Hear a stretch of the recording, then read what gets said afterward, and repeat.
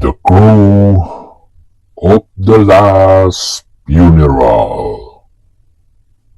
There was a small village by the edge of a forgotten forest, where the people buried their dead on a hill called Campo Santo.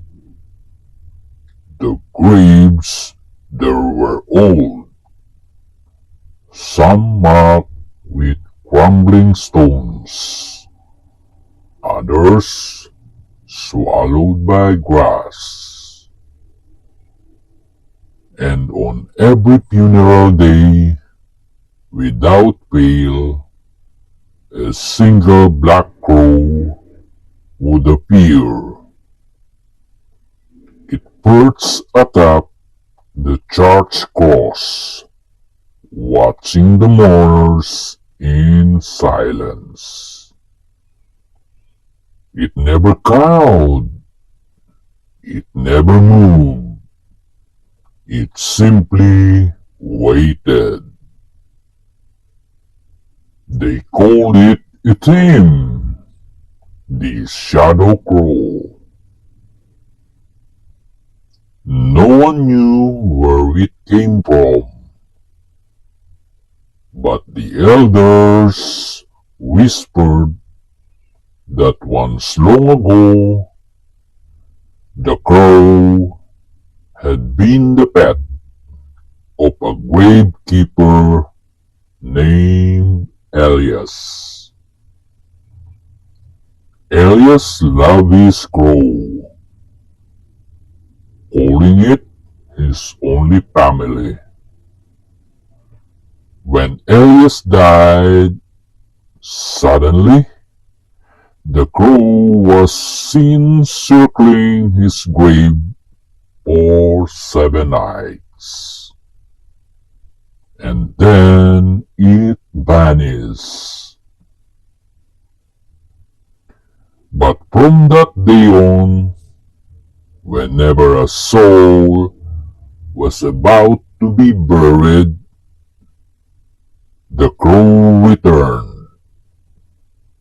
Some said it was Elias, come back to guide the dead across the veil.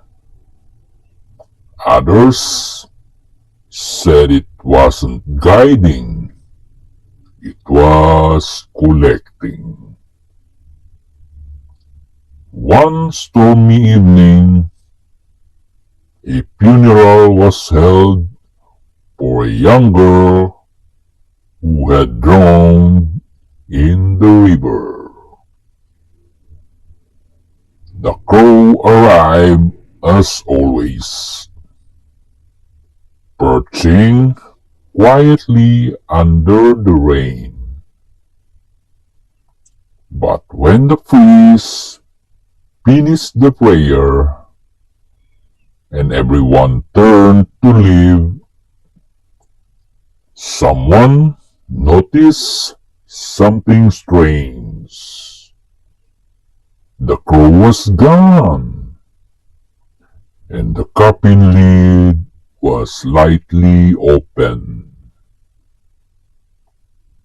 Inside, the girl's eyes were open too, and her mouth was full of black feathers.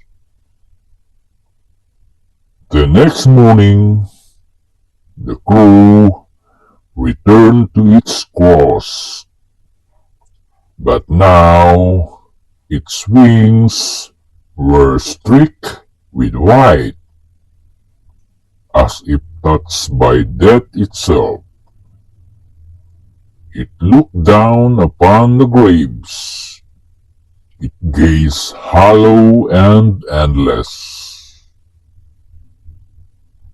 And sometimes, late at night, when the mist rolls down from Campo Santo, villagers say they can hear two voices.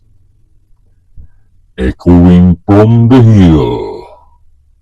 One whispering like a man, the other answering in the rasp of wings.